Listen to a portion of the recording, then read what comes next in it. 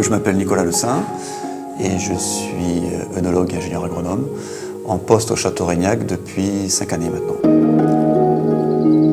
Ma volonté et celle de M. Vattelot a toujours été de gérer au maximum l'impact environnemental qu'on peut avoir sur la propriété.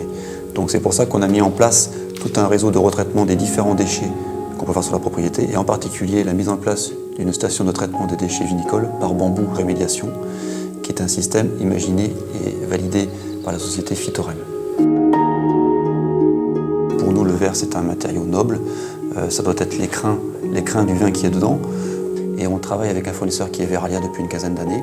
Pour le Château Reignac en bouteille Ecova Tradition Cannelle, qui est une bouteille qui possède une empreinte écologique moins importante que les bouteilles classiques, c'est pour ça qu'elle nous a intéressés.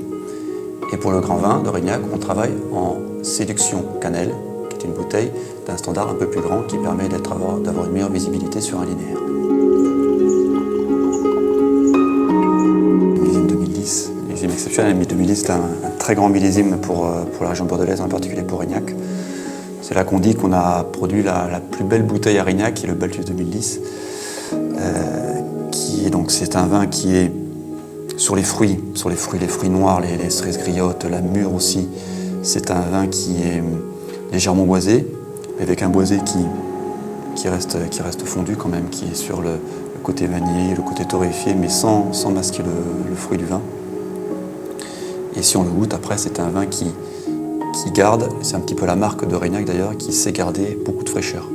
Et cette fraîcheur-là, qui est la marque des grands vins pour la garde, savoir garder la fraîcheur pour conserver le fruit et pouvoir vieillir lentement et sûrement.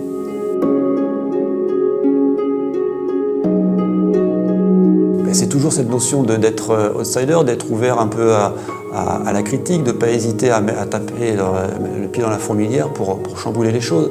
C'est avoir un ton original, c'est pour ça entre autres qu'on a ouvert aussi un blog qui parle de notre quotidien, de nos galères, de nos tripes, de ce qu'on peut mettre dans le vin, de ce qui fait qu'on est passionné et qui fait qu'un millésime va être réussi ou pas. Donc c'est toujours rester sur l'originalité, sur l'ouverture d'esprit, sur le dialogue.